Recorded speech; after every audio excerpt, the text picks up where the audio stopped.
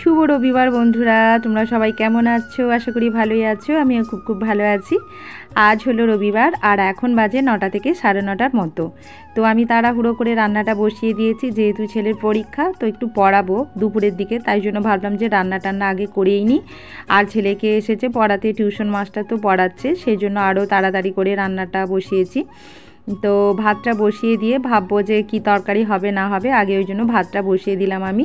তো ভালো করে চালটাকে ধুয়ে একদম পরিষ্কার করে 7-8 বার মতো করে ধুয়ে পরিষ্কার করে হাঁড়িতে দিয়ে দিলাম।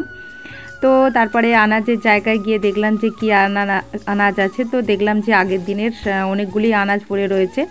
তো চিচিংয়ের একবার ভাবলাম যে পোস্ত করব, তারপর ভাবলাম যে না, এক তরকারি খেয়ে খেয়ে বন্ধুরা পুরো মুখটা যেন হেজে গেছে।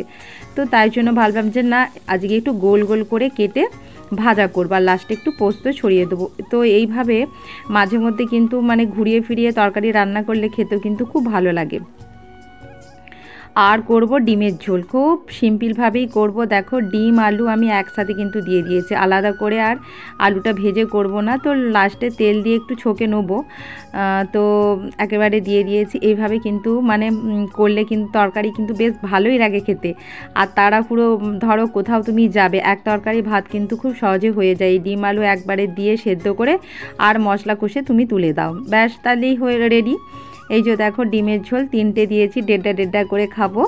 তো আজকে ছেলে যাবে একটা নিমন্ত্রণ বাড়ি খেতে, আমি আর আমার বড়মশাই দুজনেই খাবো। তাই জন্যই 3টে ডিমই নিয়েছি। ভাবলাম যে ঘুঘু পাখির মতো তো ডিমগুলো, তো তাই জন্য 1.5 করে ভাগ করে খাবো। আর রবিবারের বাজার দেখো, লোকে তো ভালো মন্দ করে খায়, তাই না, মাংস টাংস করে, আর আমরা তো খাচ্ছি শুধু ডিমের ঝোল। তো যাই হোক, দেখো রান্নাটা কমপ্লিট হয়ে গেছে। তো তারপর ভাবলাম যে হাই গো, আমার মাথায় তো কালার করা হয়নি, তো কালার কিনে এনে রেখে দিয়েছি, কিন্তু ওই যে গাফিলতি, আজ করব, কাল করব, পরশু করব, এই হচ্ছে। তো তারপর মনে পড়ে গেল যে সোমবার থেকে তো স্কুল খুলছে, আমাকে তো বাইরে বেরোতেই হবে, তাই জন্য দেখো কালারটা করে নিলাম।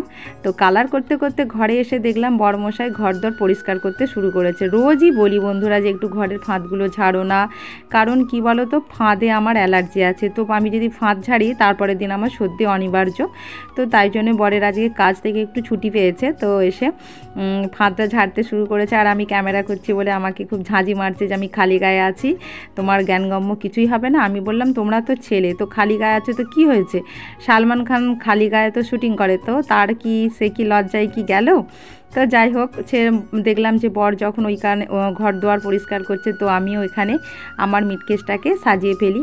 এই যে বন্ধুরা, একটা এই মিটকেসটার উপরেই আমি রান্না করতাম। তো কদিন ধরে বরের সাথে খুব অশান্তি করে রঙটা করালাম। তো অনেক দিন থেকে বলছিলাম যে রঙটা করে দাও না, রঙটা করে দাও না। যাই হোক, হয়ে গেল 1 সপ্তাহের ওপর রঙ করে দিয়েছে।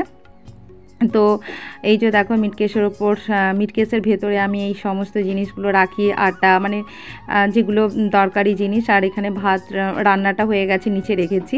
তো মিটকেসটা সাজাবো, তারপরে তরকারিগুলো ভেতরে ঢুকিয়ে দেবো নিচের তাকটায়। তো বন্ধুরা, আমার তো এখনও রান্নাঘর হয়নি, আমাকে দালানি রান্না করতে হয়। এই মিটকেসটার ওপরই রান্না করি, আর ওর ভেতরে তরি তরকারি মশলাপাতি কিছু, যেগুলো ধরো চানাচুর বিস্কুট, ওর নিচের ওপরটাতে রাখি। তো এই নিয়েও বরের সাথে মাঝে মধ্যে আমার ঝগড়া হয় যে আমার কবে রান্নাঘর হবে, আমার সব জায়গায় রান্নাঘর আছে। তো জানি না বন্ধুরা, কপালে কি রয়েছে আর ভগবানও কি রেখেছে, যে 12 মাস আমাকে হয়তো মিটকেসের ওপরই রান্না করে এই জীবনটা আমাকে কাটিয়ে দিতে হবে। খুব কষ্ট হয় বন্ধুরা, এত কষ্ট হয়, মানে কি বলবো, উপায় খুঁজে পাই না। মাঝে মধ্যে মনে হয় যে ঘর ছেড়ে হয়তো কোথাও চলে যাব, ভাড়া বাড়িতে থাকবো, এটা সেটা নানা রকম মানে চিন্তা আসে মাথার মধ্যে, কাঁদতে লেগে যায়। মানে কি বলো তো, বরের সাথে ছাড়া কার কাছে করবো বলো, বাড়ির কারো কাছে করলে কি আর সে কি করে দেবে। তো আমার তো আর শ্বশুর মশাই নেই যে তার কাছে আমি অভিযোগ করব যে বাবা, সব বৌমার রান্নাঘর আছে, আমার নেই, আমাকে করে দাও। আমার শ্বশুর শাশুড়ি কেউ নেই। তো তাই জন্য বরকেই বলি। আবার যখন মাথাটা যখন শান্ত হয়, তখন আবার ভাবি যে না, যাই হচ্ছে হোক, দেখা যাক ভগবান কপালে কি রেখেছে।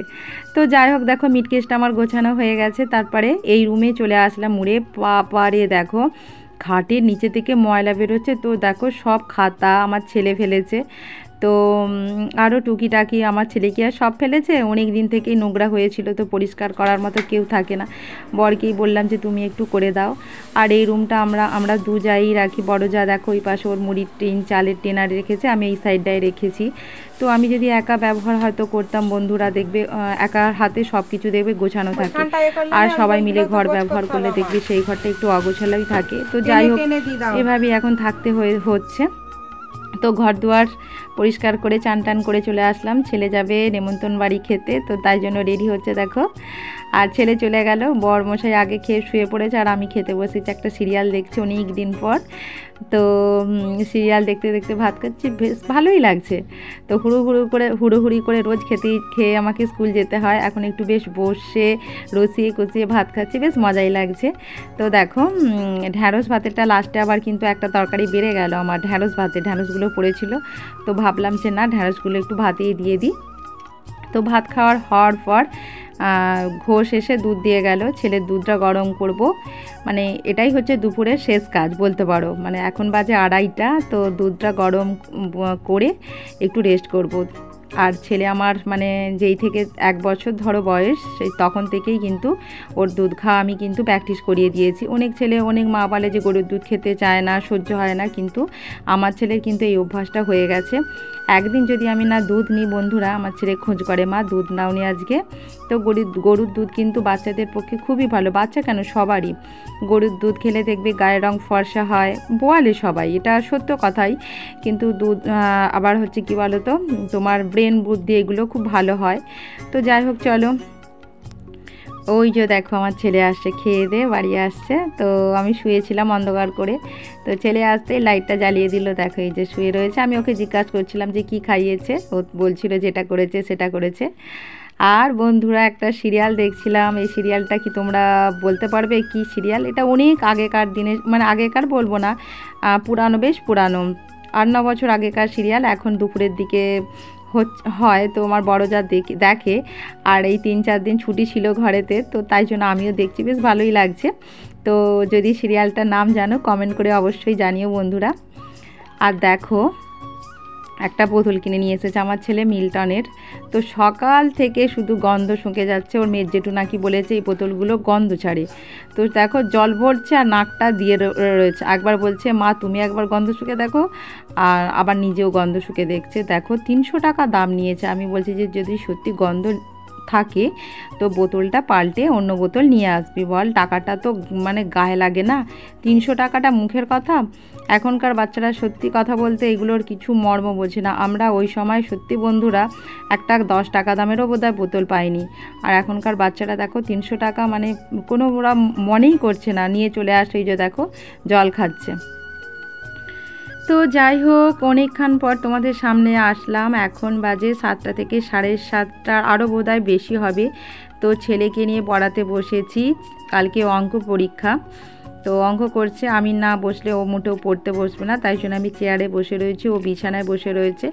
আর ওই যে দেখো বই কেমন আমার ছেলে গুছিয়ে রেখেছে, দেখো তার উপরে একটা ক্যালেন্ডার মা দুর্গার কিন্তু রেখেছে, ও নিজেই ওটা করেছে। এই যে দেখো বেশ ভালোই লাগছে, বইয়ের পাশে মা দুর্গার ছবি আছে। আর রাতের খাবার বলতে প্রথমে ভেবেছিলাম বন্ধুরা যে পরোটার একটুখানি ছোলার ডাল করব, আবার দেখলাম যে না পরীক্ষা আছে, পরোটারে করব না, তো ওর কাছে তো বসেই থাকতে হবে। তারপর বরকে বললাম যে কি করব, বর বললো যে তাহলে গরম ভাত, ডাল ভাতে, আলু ভাতে আর ডিম ভাজা করো। তো তাই জন্যই দেখো আলাদা করে আর ডাল বসাবো না, একটা ছোট্ট মতো কৌটো আছে, এই কৌটোতেই ডাল দিয়ে দেবো, দিয়ে হাঁড়িতে ফেলে দিলে একসাথে কিন্তু ডালও সেদ্ধ হয়ে যাবে, ভাতও হয়ে যাবে, আর আলু সেদ্ধ হয়ে যাবে। আমার গ্যাস খরচও বাঁচলো, আমার সময়ের মানে অনেকটা অপচয় হলো না। এইভাবেই কিন্তু আমি ডালটা করি, আর আলাদা করে বাটিতে করে আর বসাই না, ওই কৌটো করে দিয়ে হাঁড়িতে ফেলে দিই। তো গরম গরম বেশ ভালোই লাগে রাতের দিকে। বর ভাত একদম খেতে চায় না, ছেলেও খেতে চায় না, কিন্তু আমিও আবার ভেতো বাঙালি, আমার ভাত চাই। মানে তুমি যদি 2টো রুটিও খেতে দাও, আমাকে পরোটাও খেতে দাও, আমার ভাত 1 মুঠো হলে আমার শান্তি, মনে হয় আমি হ্যাঁ কিছু খেয়েছি রাতের দিকে। আর নইলে কি বলো তো, আমার খেয়ে শান্তি হয় না। তো যাই হোক এরকম একজন থাকে, একজন কেন, আমি মানে অনেকের সাথেই কথা বলেছি, তারা বলে যে হ্যাঁ রাতের দিকে একটু ভাত হলে ভালো হয়, কিন্তু ভাত তো ভালো নয় বন্ধুরা। বয়স বাড়ার সাথে সাথে মানুষের অনেক কিছু অভ্যাস ত্যাগ করা উচিত। তো তো যাই হোক এখন খাচ্ছি, যখন আর একটু বয়স বেড়ে যাবে তখন ভাত খাওয়াটা ছেড়ে দেবো, তখন নাই রুটি আরে খাবো, মুড়ি খাবো। তো মুড়িও আমার ভালো লাগে না, মানে ভাতটাই আমার একদম ছোটোবেলা থেকে, তুমি ভাত এক মুঠো দাও যে আমার ভাতের সাথে এত এত তরকারি এইসব কিছুই হবে না, একটু আলু ভাত ডিম ভাজা মাছ থাকলেই হবে। তো দেখো এই যে ভাতের একদম মানে ভাত বসিয়ে দিয়েছি আর ভাতের সাথে আলুগুলো দিয়ে দিয়েছি, দেখো একদম ভর্তি হয়ে গেছে হাঁড়ি। তো জল খানিকটা তুলে নেবো, নাহলে কী বলো তো পড়ে যাবে।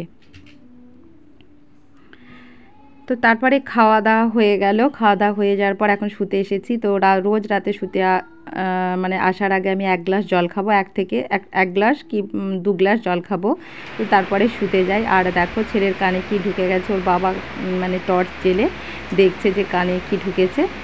তো ভিডিওটা এখানেই শেষ করব বন্ধুরা।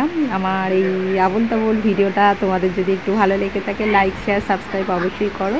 তো চলো বন্ধুরা, টাটা, গুড নাইট, শুভরাত্রি, বাই।